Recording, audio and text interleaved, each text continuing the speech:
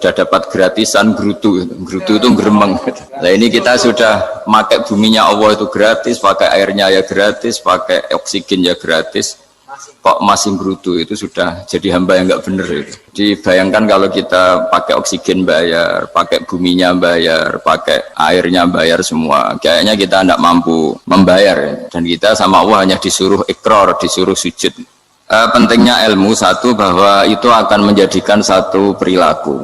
Misalnya begini ya, dulu itu kiai-kiai Jawa zaman dulu itu berpatokan, karena dulu pemerintahan Hindia Belanda, seorang lagi masih pemerintahan Hindia Belanda, itu dalil yang sering diutarakan itu sebaik-baiknya umara itu yang datang ke ulama, terus sejelek-jeleknya ulama itu yang datang ke umara. Tapi semenjak pemerintahan Indonesia dan kemudian ditandai beberapa tokoh kayak Gus Wahid putra Kiai Hasyim jadi Menteri Agama, ada Gus Wahib putra Kiai Wahab juga jadi Menteri Agama, ada Kiai Fatur Rahman keluarga Mbah Maimun, keluarga Sarang juga pernah jadi Menteri Agama. Kemudian bersamaan dengan itu dibangunlah satu pegangan ilmu. Pegangan ilmu ini penting karena ini yang mengilhami semua orang Islam, terutama ya utamanya ulamanya. Ada seorang ustadz, seorang guru ngaji yang karena melihat rata-rata penguasa itu zalim ya, datang ke Harun Ar-Rasyid. Ini perlu disemak, datang ke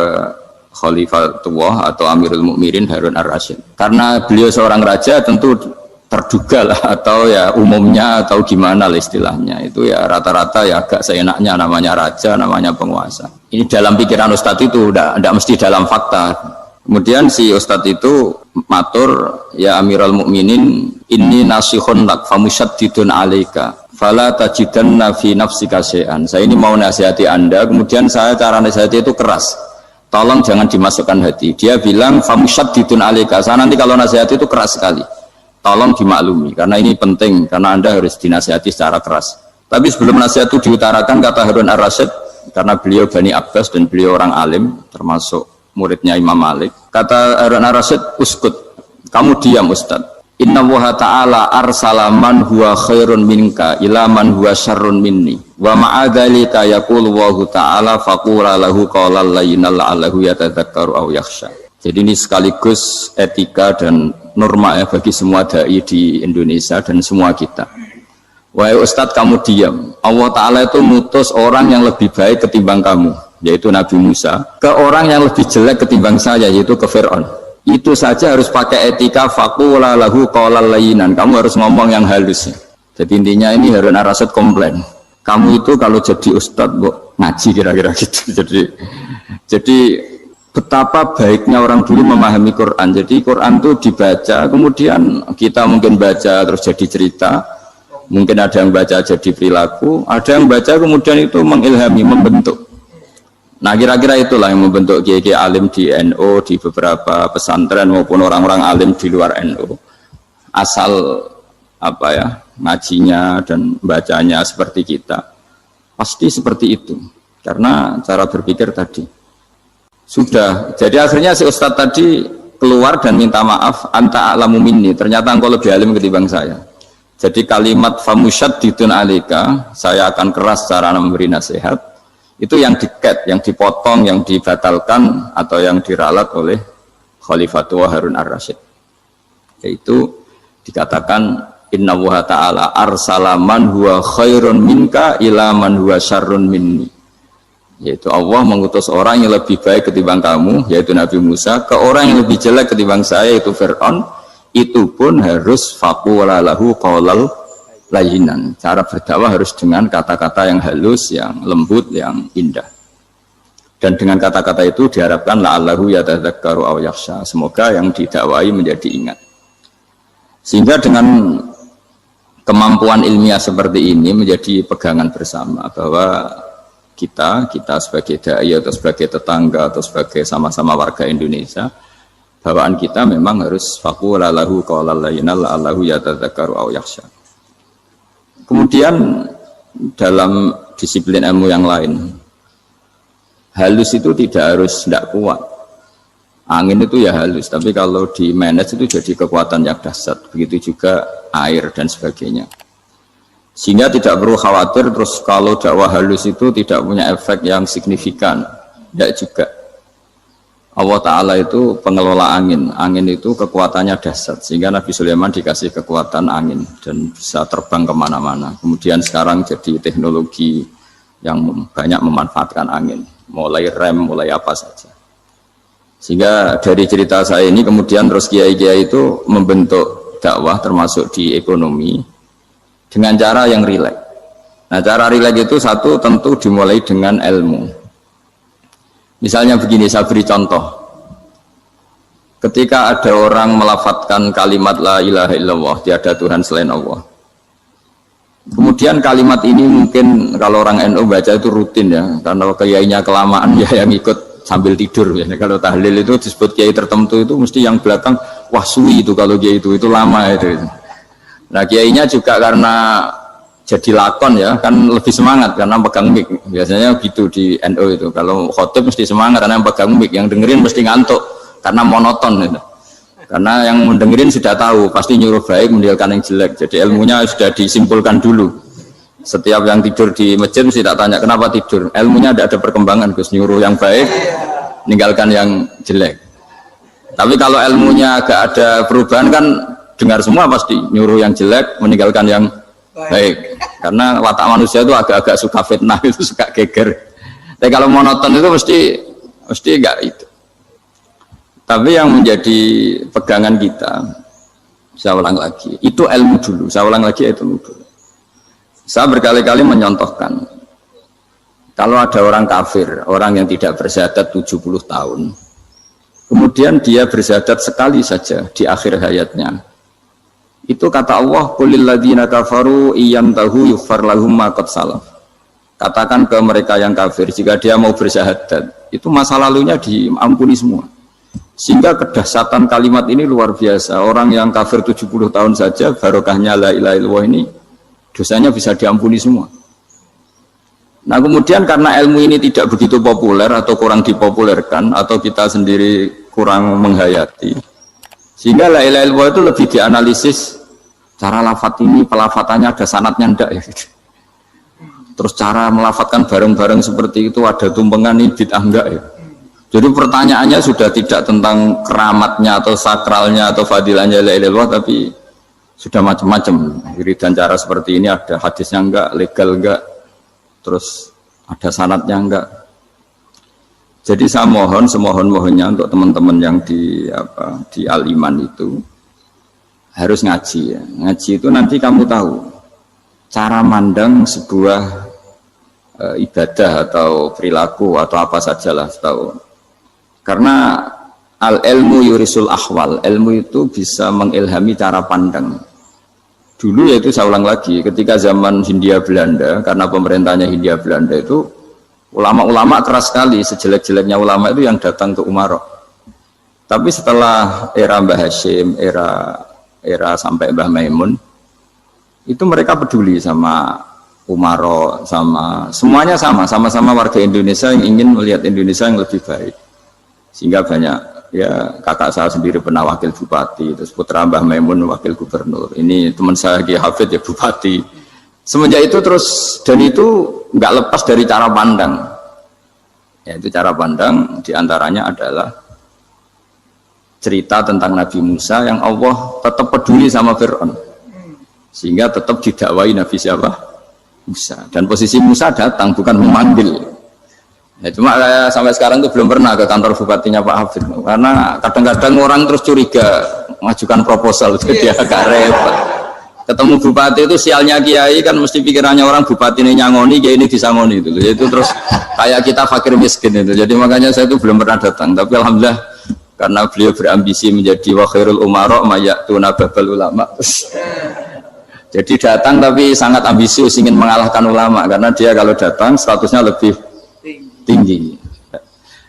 Ya tidak apa-apa ini tawaduk tapi niatnya enggak begitu tawaduk.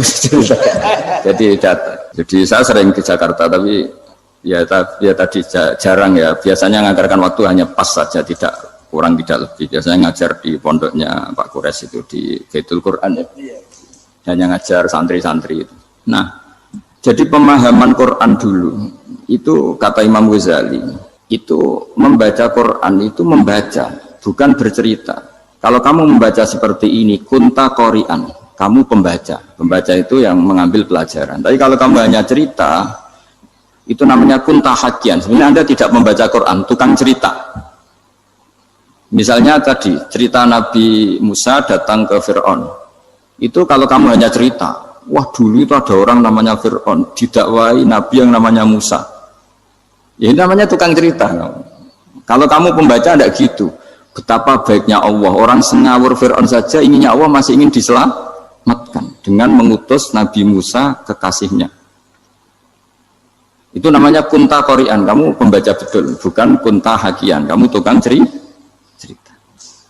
Begitu juga seterusnya tentang Quran ayat-ayat seterusnya.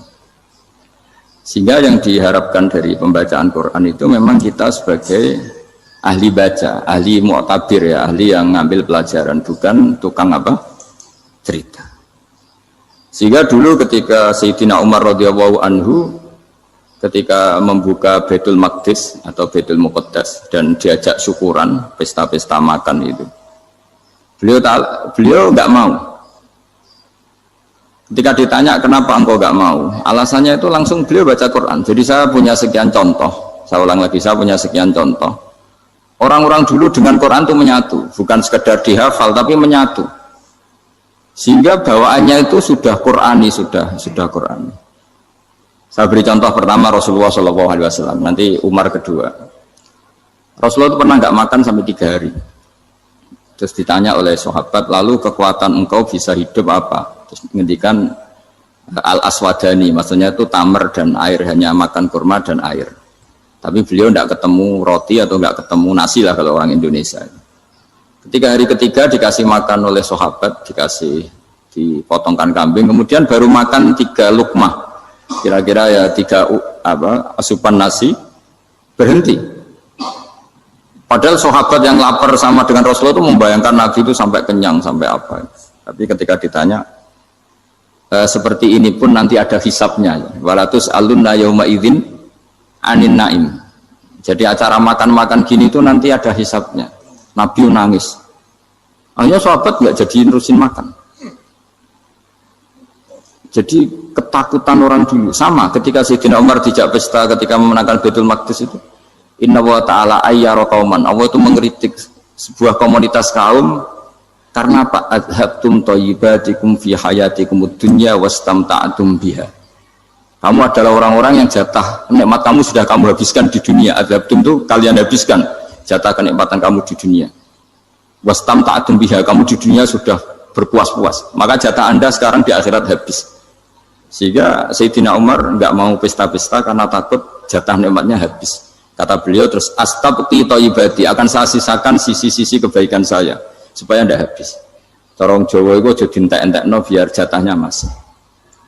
Sehingga di dunia kiai itu ya meskipun saya akrab bupati, akrab mungkin wakil gubernur, saya itu ya jarang ketemu. Karena kalau orang Jawa bawaannya ketemu ya makan-makan, guyon-guyon. Nak keterusan ras mlebu swarga. Makanya saya pastikan Pak Yusuf Mansur ke sini tidak akan saya jamin, biar aja, biar jatahnya masih. Jadi ini bukan karena saya biar jatahnya masih. Medit menyelamatkan. Ya, jadi itu ilmunya kiai. Nah, efek dari ilmu ini dahsyat. Kalau Anda berpikir tentang nasib Anda di akhirat, nanti bawaannya juga tidak akan mudah menyalahkan orang lain, tidak akan menghakimi orang lain karena sibuk dengan dirinya sendiri, tapi tidak dengan makna egois, tapi makna orang baik itu siapa? Orang yang sibuk dengan aib pada dirinya, dengan kekurangan pada dirinya, saking sibuknya mikir aibnya sendiri, tidak sempat mengoreksi aibnya orang lain. Itu awal ilmu. Ilmu itu tidak dimulai dari larangan. Kalau larangan karuan, tidak termasuk ahli surga, orang yang suka mengadu domba, tidak termasuk orang baik yang cari kesalahan orang lain. Itu namanya pelarangan. Tapi ilmu itu di atas nahi, di atas pelarangan itu. Kamu punya kesadaran bahwa kamu itu yang penting selamat dulu, jangan memikirkan orang lain. Dengan makna bukan egois, tapi dengan makna supaya tidak menyalahkan apa? Orang lain. Nah, saya termasuk ya boleh dikatakan kiai lah, yang paling fanatik bahwa semuanya itu harus dimulai dari ilmu. Ya saya ulang lagi, dimulai dari ilmu. Nah, dari sini kemudian saya berharap Indonesia menjadi damai, menjadi baik. Itu bukan karena kita baik-baik banget ya, tidak mungkin kita ada nabi, tapi karena sudah sibuk dengan memikirkan kesalahan diri sendiri. Sehingga misalnya kita baca Quran, Rabbana zalamna anfusana, lalu kita langsung ingat betapa hubungan kita dengan Allah itu harus ikrar dulu, merasa zalim dulu, merasa salah dulu. Nah kalau semua orang merasa salah di depan Allah itu mesti bawaannya agak mudah menyalahkan orang lain, karena kita bilang Rabbana zalamna anfusana. Nah itulah ilmu-ilmu yang mungkin banyak pembaca Quran tapi hanya baca, atau kalau baca ini tok disebut al-haki, ahli cerita. Yang dibutuhkan tuh al-qari, pembaca kemudian mu'tabir, kemudian mau beriktibar, seperti yang dilakukan tadi Harun ar-Rasyid tadi. Inna wa ta'ala arsala man huwa khairun minka ila man huwa syarrun minni wa ma'adzalika yaqulu wa ta'ala faqula lahu qawlal lain. Ini kamu tidak usah memaksakan musyaddid keras sama saya, karena Allah Ta'ala telah mengutus orang lebih baik ketimbang kamu, yaitu Nabi Musa, ke orang yang lebih jelek ketimbang saya, yaitu Fir'aun. Itu saja harus beretika. Faqula lahu qawlan layinan la'allahu yatadzakkaru aw yakhsha. Dan alhamdulillah bawaan kita sebagai orang timur atau orang Jawa itu kalau mau ngandani orang itu halus sekali. Di antara bentuk kehalusan kata-kata diceritakan di ayat lain ketika Nabi Musa ketemu Fir'aun. Dawuhnya begini, fakul apa itu yang di juz 30 yang juz di juz 30 ini yang bagian dari, kan tadi hanya fakul lahu qawlal layinan. Lahu qawlal layinan itu bentuknya apa? Ya, bentuknya apa? Itu Nabi Musa disuruh ngendikan sama Fir'aun, apakah kamu mau saya nasihati? Fakul halaka ila antazakka. Halaka itu pilihan, hal itu istifham, laka itu otoritatif. Jadi betapa santonya kalimat itu, fakul halaka ila antazakka. Jadi kalau dimaknani model Pak Hafid, model saya ngaji di sarang itu, halaka onoto iku kedue sira, berhak bagi kamu, berhak bagi anda, apakah anda berhak loh mendapat nasihat supaya anda jadi orang yang lebih baik. Halaka ila antazakka. Jadi tidak kalimat perintah, tapi kalimat pilihan. Apa engkau mau saya beri nasihat? Wahdiyaka ila rabbika fatakhsha. Dan saya beritahu kamu tentang Tuhan, dan kemudian kamu menjadi orang yang baik, fatakhsha, orang yang punya khasyah, punya. Jadi kayak apa kalimatnya itu?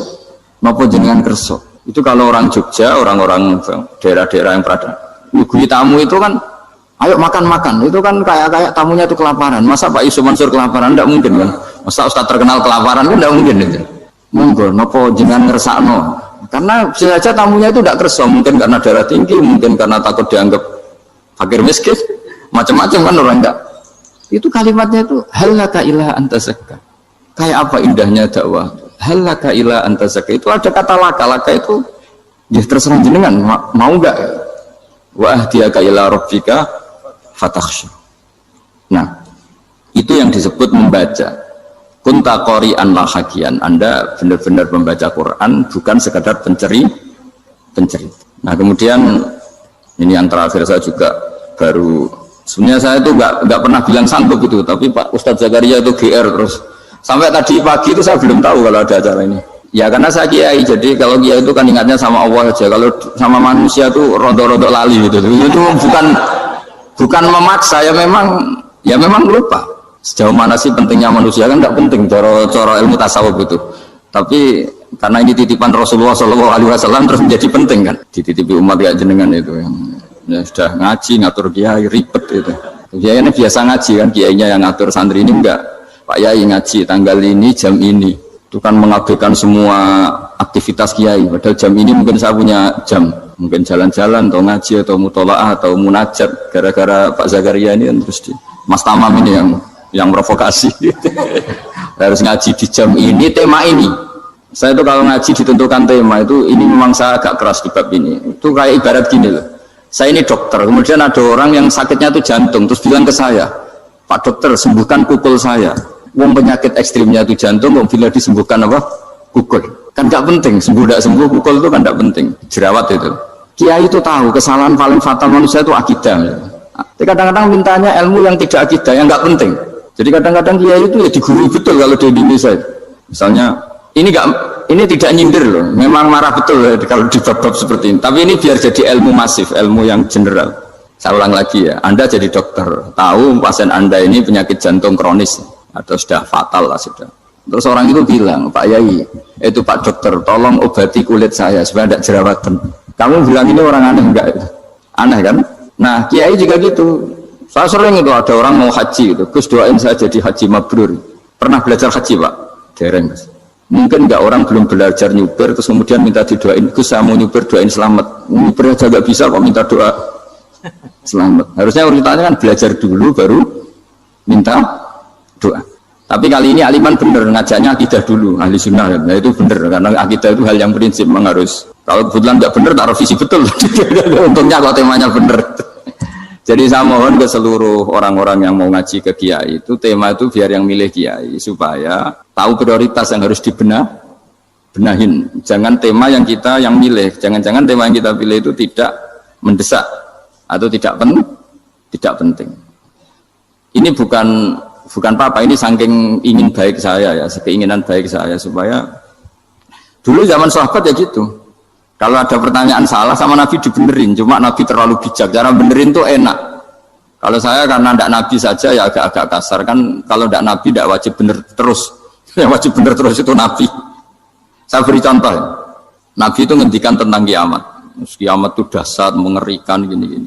Kalau pikirannya orang kampung itu begini, Nabi ini aneh. Cerita kiamat dahsyat tapi nggak ada tanggalnya, nggak ada tahunnya. Harusnya ada dong biar kita bisa persiapan. Sehingga Nabi disomasi di tengah-tengah khutbah itu, ya Rasulullah mata sa'ah. Nah, karena ini orang Bedui, Nabi nggak dengerin, maju ulang lagi. Mata sa'ah ya Rasulullah. Ketika Nabi mengabaikan itu ada dua kelompok sahabat, yang satu bilang lam yasma, Nabi tidak dengar sehingga mengabaikan. Yang kedua bilang sami'a wa kariha, Nabi sebenarnya mendengar tapi tidak berkenan. Tapi diulang lagi ketiganya, ya Rasulullah mata sa'ah. Akhirnya Nabi jawab, mau tidak mau, karena kalau enggak ya namanya orang Bedui ngomong terus. Nabi balik tanya, ya karena cara berpikir dia kalau kiamat itu jelas kapannya kan bisa persiapan itu. Paling enggak pas mau kiamat, terus pas ngaji Quran, apa kan bisa persiapan. Akhirnya Nabi balik tanya, ma'atatalaha, kalau kamu berani tanya kiamat, lalu persiapan kamu apa? Ya terus orang itu bilang masyhur itu, ma'atatulaha kabiro sholatin wala siyamin wala kada wa kada walakinni uhibbuka. Saya sebenarnya tidak punya persiapan ya Rasulullah, cuma persiapan banyak puasa ya enggak, banyak sholat enggak, tapi saya mencintai engkau. Masyhur itu jadi hadis paling legenda, almar'u ma'aman ahabba, sebagian disebut anta ma'aman ahbabta. Ini kata semua sahabat yang di masjid. Si Bedui ini orang paling dibenci sahabat karena mengganggu Nabi saat khutbah, tapi akhirnya ini menjadi orang paling dicintai sahabat karena barokahnya itu hadis itu keluar secara terbuka, almar'u ma'aman ahabba. Sebagai riwayat yuhsyarul mar'u ma'aman ahabba. Nanti orang akan sowan sama Allah bersama orang yang mereka cintai. Itu sahabat-sahabat fama farihu ba'dal Islam farahahum biadal hadis. Mereka tidak pernah senang setelah masuk Islam sesenang hadis ini. Karena kita tidak perlu soleh-soleh banget, cukup nyintai orang apa? Soleh gitu. Makanya saya sekali bilang itu ya, kadang-kadang saya jadi orang alim itu ya rugi. Ruginya tadi. Misalnya untuk menjadi orang alim kan harus hafal Quran, ngaji Bukhari, Muslim, Ikhya. Ternyata pengumuman kedua orang nggak bisa apa-apa, gelombang kedua para pecinta, waduh, itu kan repot ya. Jadi kita yang jadi orang alim susahnya bukan main, ternyata disaingi pengumuman kedua dan para pecintanya, wah itu kan. Akhirnya ketemu orang-orang nggak jelas tadi, tapi nah itu ya termasuk farah dalam Islam, farhatul aibin. Jadi senang itu di Islam itu ibadah. Ya kul bi fadlillah wa bi rahmati fa bidzalika falyafrahu. Senang itu diperintahkan Allah. Saya itu sering di kamar, kadang itu nyun sewu kayak gatelan gitu, apa itu. Ya agak kukur-kukur terus merengut saja malu. Malu saya itu dilihat Allah kok kayak agak ridho itu malu.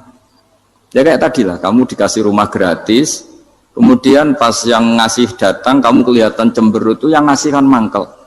Jadi dikasih gratis masih cemberut. Sama hubungan kita dengan Allah itu semuanya dikasih gratis. Makanya tabassum, senyum itu ibadah. Kita yang nekuni ilmu hadis, betapa hebatnya Nabi ngendikan, kalau kamu tidak bisa ibadah yang berat-berat, cukup ibadah senyum. Kadang ketika tol kau tiwajin, kamu cukup berwajah yang indah, yang menyenangkan, tabassum, senyum. Kalau kamu tidak bisa membalas jasanya orang yang ngasih, minimal kamu senyum, minimal kamu kelihatan seneng. Gitu. Makanya seneng itu sudah ibadah. Dan sekarang orang untuk seneng aja susah, karena bawaannya nuntut orang lain supaya kayak keinginan dia, bawaannya nuntut, ya ribet. Kalau gitu ya ribet. Makanya saya bilang al ilmu yurisul ahwal, ilmu itu diperkuat. Nanti yurisul ahwal, ilmu itu akan membentuk Anda. Dulu beberapa raja itu ya mau luhur karena jadi raja, punya apa saja. Tapi punya penasihat ulama itu nasihat itu sederhana. Ada seorang raja tanya ke kiai, gimana dengan semua kerajaan saya? Wah, padahal dia punya apa saja. Jenengan miskin sekali, itu kerajaan seluas ini. Kok bisa aja? Terus ditanya sama si ulama tadi, andaikan Anda di padang pasir, kemudian kalau tidak minum segelas air itu mati, apakah Anda akan membeli segelas air ini dengan semua kerajaan Anda? Oh iya, pasti apapun saya lakukan untuk mendapat satu gelas air. Terus la tafrah bimulkin la yusawi syarbatamain. Kamu jangan bangga dengan kerajaan yang nilainya itu enggak sebanding dengan segelas apa? Air. Akhirnya raja itu mikir, saya tidak jadi raja bisa hidup. Tapi kalau enggak minum air mati. Berarti penting satu gelas air. Akhirnya lama-kelamaan ini anggap kerajaan itu biasa. Ternyata enggak sepenting segelas air. Ya seperti kita lah, misalnya orang enggak punya alpat itu enggak malu. Tapi kalau nggak punya celana itu malu. Kamu mau punya alpat tapi nggak punya celana? Kan nggak mau.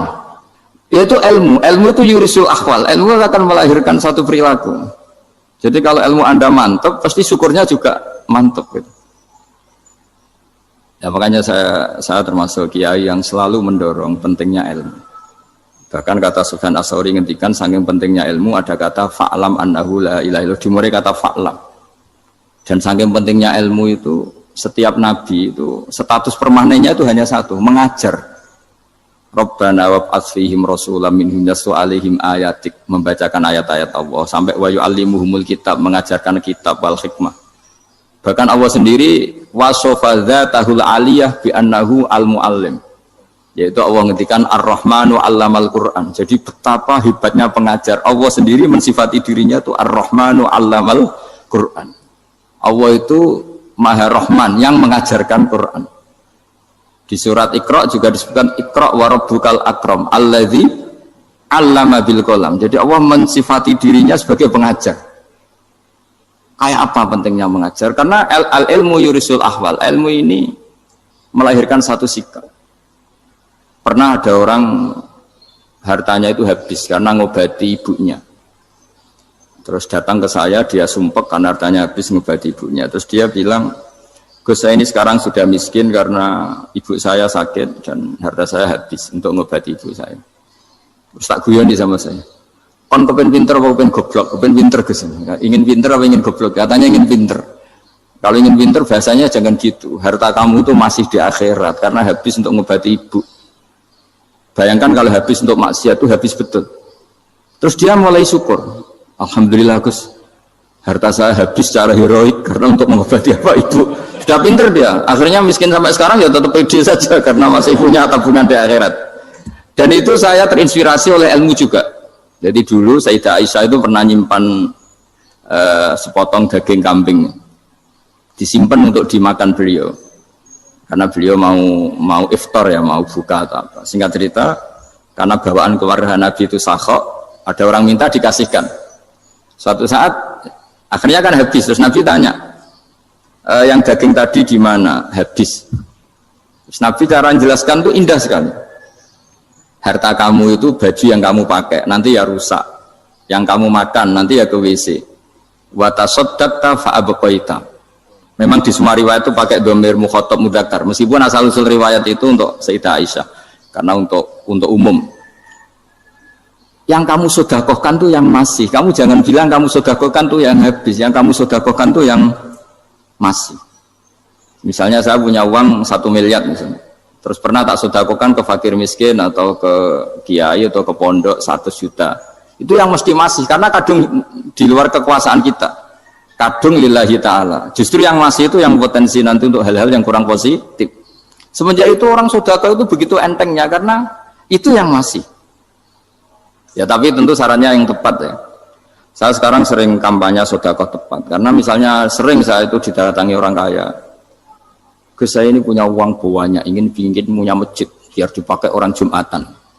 Terus saya bilang, kamu ingin jadi orang baik betul apa baik versi Anda? Baik betul, Gus. Tak ajarin mau, gak tersinggung, mau, Gus. Kalau Anda bikin masjid di kampung Anda, masjid terbaik di dunia sekalipun, yang bingung saya ahli fikih. Kok bisa?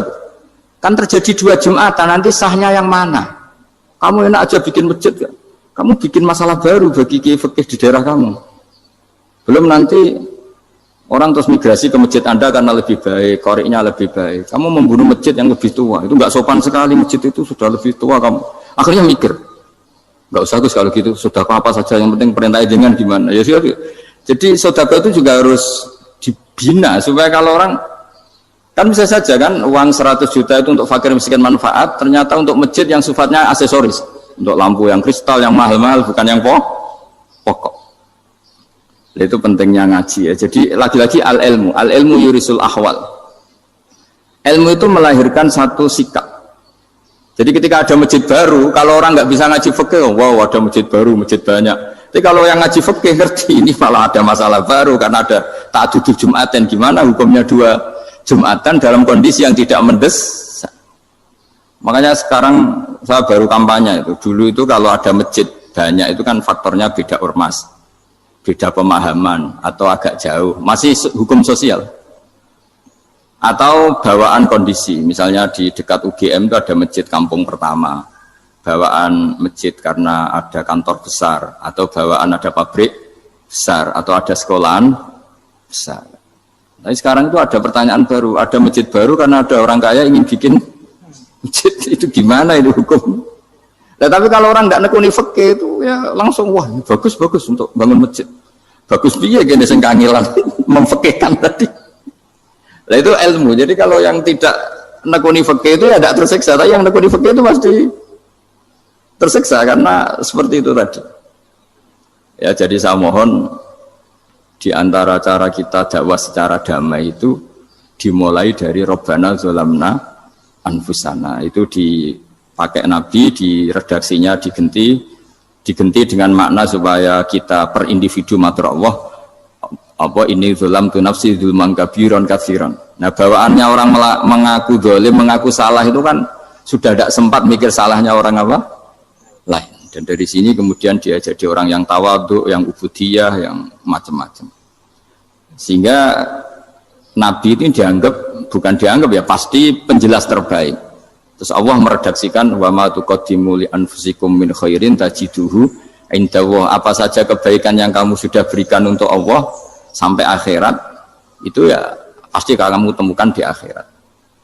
Terus yang terakhir saya beri contoh orang peminta-minta sa'il. Itu Sayyid Ali Zainal Abidin kalau ada orang minta-minta terus dikasih. Misalnya dikasih ya 100.000 atau 50.000 atau 10.000 sesuai kemampuan yang memberi. Itu marhaban biman hamala zadi ilal akhirah. Saya terima kasih ya, gara-gara kamu minta uang saya jelas sudah sampai akhirat. Coba kalau di rumah bisa saja untuk hal yang tidak positif. Jadi bawaannya itu cara pandang itu rubah. Jadi sebenarnya kalau kita ngasih uang di masjid, ngasih kiai atau ngasih fakir miskin, ya uang itu yang masih bukan yang habis. Yaitu watasodak kata fa'abqaita, yang kamu berikan itu hakikatnya yang masih. Karena sudah ada kamu otak-atik lagi, makanya disebut wakaf. Sebenarnya wakaf itu dulu secara makna lughat, saya ulangi secara lughat. Maknanya itu sudah berhenti, wakafun maknanya berhenti. Nah sedekah itu dari kata sedekah maknanya benar. Orang yang sering sedekah berarti imannya benar. Orang yang uang sudah diberikan berarti dia sudah terputus, wakaf berhenti dari hubungannya dengan dia. Sudah dikasihkan berarti selesai. Sehingga wakaf dan sedekah itu sebenarnya maknanya saling melengkapi. Kemudian orang-orang fikih karena ada disiplin ilmu tertentu, wakaf itu untuk sedekah yang permanen, yang abadi, kemudian sedekah untuk infak. Tapi itu kan hanya istilah-istilah dalam disiplin ilmu. Sebetulnya kalau pakai ilmu yang umum, sedekah ya bisa disebut wakaf ya bisa disebut apa? sedekah. Karena maknanya sedekah itu wakaf. Wakaf itu apa? Qat uraqabatil malik an hadal mal atau an mali. Hubungan pemilik harta ini terputus dari harta itu. Jadi misalnya saya sudah wakaf tanah ini ke masjid, sudah diterima. Buat saya kepikiran gadekan atau menjual sudah tidak bisa, sudah berhenti di situ saja hubungan saya dengan kepemilikan harta itu. Makanya disebut apa? Wakaf. Dan kalau saya wakaf berarti menunjukkan kebenaran iman saya karena sudah menafkahkan sebagian harta untuk Allah Ta'ala. Disebut sodik, sodak. Makanya bahasa Arab itu gampang ya. Kalau sodal qaf, sodako. Orang kalau bayar mahar disebut sodak karena menunjukkan cintanya. Teman yang setia disebut sodik karena ya benar dalam berteman.